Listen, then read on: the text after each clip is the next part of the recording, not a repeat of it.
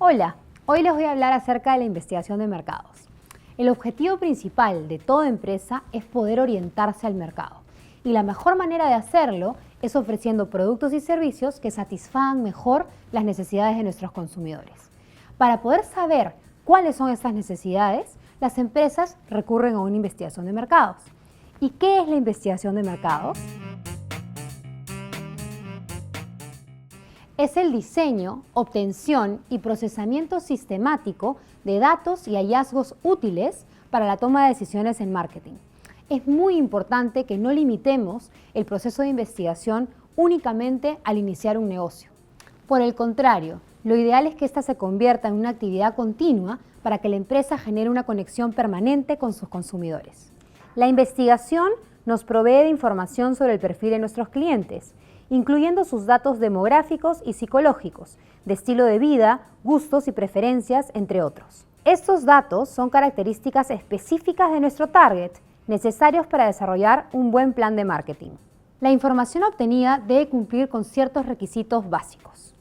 Fiabilidad de la fuente de información. Homogeneidad, es decir, hacer referencia a las mismas variables. Actualidad, la información debe estar totalmente al día.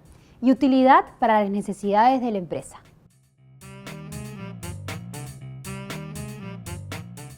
El proceso de investigación tiene una serie de etapas. La primera es establecer la necesidad de información. Debemos reconocer que tenemos un problema, que hay ciertos vacíos en la información y que debemos buscar más. En la segunda fase se debe especificar cuáles son los objetivos de la investigación. Por un lado, debemos establecer los objetivos generales y por el otro, los específicos, y luego priorizarlos. La fase 3 implica determinar el diseño de la investigación y su fuente de datos. Esto incluye determinar qué tipo de investigación voy a realizar y qué fuente de datos será la apropiada.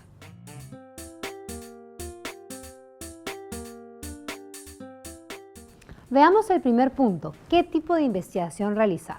Para ello se tienen dos tipos, la investigación exploratoria y la investigación concluyente. La investigación exploratoria brinda un análisis preliminar de la situación.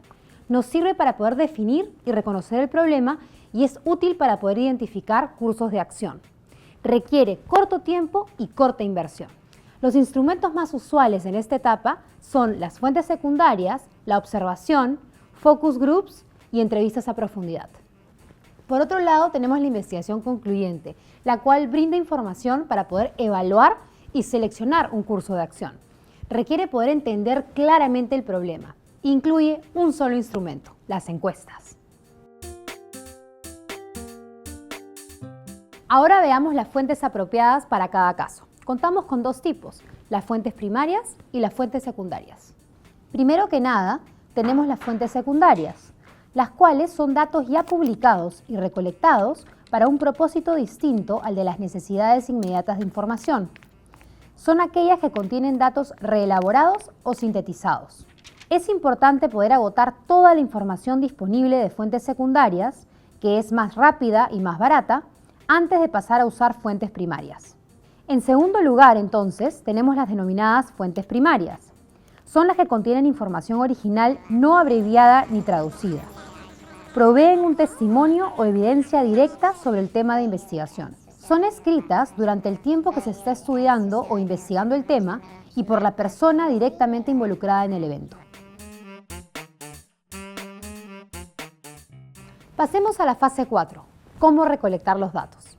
Primero que nada, debemos elegir la técnica o instrumento a utilizar, siempre tomando en cuenta los objetivos de la investigación. Las opciones más frecuentes son estudios cualitativos, focus groups, entrevistas en profundidad, métodos de observación, estudios cuantitativos y encuestas. Veamos en detalle la primera herramienta, la observación. Este método de investigación implica ver cómo interactúan las personas con algún aspecto del entorno y cómo interactúan con tu producto o servicio. La observación puede ser un método muy discreto cuando realizas observación en el punto de compra. Sin embargo, también puede ser bastante intrusivo si, por ejemplo, realizas la observación en la casa de los consumidores. Es una herramienta muy poderosa, ya que puede producir insights interesantes respecto de cómo toman sus decisiones y qué están buscando. Sin embargo, no podemos saber qué están pensando o qué procesos mentales están ocurriendo mientras realizan sus acciones. La observación también nos puede ayudar a determinar cuánto tiempo se pasan los consumidores comparando precios o si, por ejemplo, consultan las etiquetas para leer la información nutricional o no. Vayamos con las ventajas de la observación. Para empezar, es fácil de implementar. Es un método muy económico. Los participantes no se saben observados, por lo tanto, actúan con naturalidad. Y se puede observar el comportamiento del consumidor en el momento preciso de la compra. Ahora pasemos a hablar de las desventajas. Para empezar, se puede observar el comportamiento del consumidor, pero no se puede observar ni la motivación ni los procesos mentales detrás de esa motivación. Segundo, puede considerarse un tanto poco ético. Y finalmente, no se puede llegar a ninguna conclusión. Sigamos con el segundo instrumento, los focus groups. ¿Cómo funciona un focus group? Usualmente, un focus group involucra tener de 8 a 12 personas dirigidas por un moderador entrenado para discutir sus preferencias de consumo y experiencias. El grupo es liderado por un moderador, quien empezará a hablar de manera muy amplia acerca de temas relacionados con el producto sin mencionar el producto en sí. Primero debe hablar de la categoría, luego de los productos y finalmente de marcas, orientando la conversación de manera natural. Al no mencionar el producto de manera evidente y por adelantado, evitamos parcializar a los participantes. Hablemos de las ventajas de los focus groups. Para empezar, funcionan muy bien para investigar categorías de producto. Además, son totalmente abiertos, por lo que el moderador le puede pedir a los participantes que elaboren y obtener respuestas más completas y más profundas. Ahora pasemos a hablar de las desventajas. Podemos contar solamente con muestras muy pequeñas. El costo de los focus groups es muy elevado, por lo tanto solo se pueden hacer unos cuantos y eso significa que no podemos generalizar. Adicionalmente, podrían haber personalidades muy fuertes, lo cual haga que la participación sea desigual. Y finalmente, es complicado tocar temas embarazosos. Los focus groups son inherentemente sociales. Ello implica que los consumidores dirán cosas que los hagan verse bien. Otros consumidores pueden sentirse cortos de hablar acerca de temas embarazosos. Continuemos con el tercer método de investigación, las entrevistas personales. Las entrevistas personales implican preguntas a profundidad a un individuo acerca de su interés o experiencias con un producto o servicio específico. Su beneficio es que podemos indagar en mucha más profundidad. Por ejemplo, si el entrevistado responde algo interesante, podemos pedirle que elabore, podemos repreguntar, aclarar, etc. Las entrevistas personales permiten preguntas mucho más abiertas que contienen respuestas más elaboradas y profundas que en una encuesta. Este método es muy costoso y puede ser extremadamente vulnerable a la parcialización del entrevistador. Las entrevistas personales son muy susceptibles a señales inadvertidas por parte del entrevistador.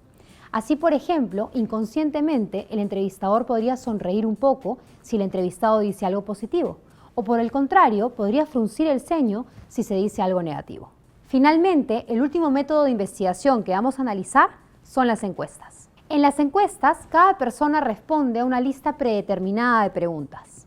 Las encuestas son muy útiles para obtener una gran cantidad de información muy específica. Pueden contener preguntas de final abierto o preguntas cerradas, donde el encuestado puede elegir su respuesta de una lista corta de opciones. En las preguntas abiertas, la respuesta no está limitada a la lista de opciones, pero codificarlas puede ser todo un reto.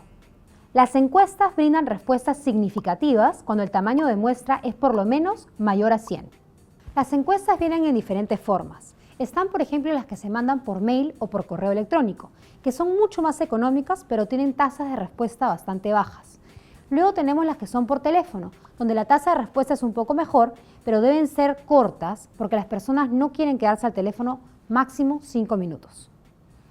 Finalmente está interceptar en centros comerciales, lo cual es muy conveniente para poder llegar a los consumidores. Sin embargo, puede complicarse al tocar temas sensibles o complicados. Como todos los métodos de investigación, las encuestas también son vulnerables a sesgos e influencias. La redacción de las preguntas, por ejemplo, podría influir en el resultado. Asimismo, cuando se trata de encuestas cara a cara, los sesgos de los encuestadores podrían ser un peligro también. Como hemos venido diciendo, el objetivo de toda empresa es orientarse al mercado y entender a sus consumidores. Para ello es que recurren a la investigación de mercados, a través de las diferentes herramientas que hoy les he presentado.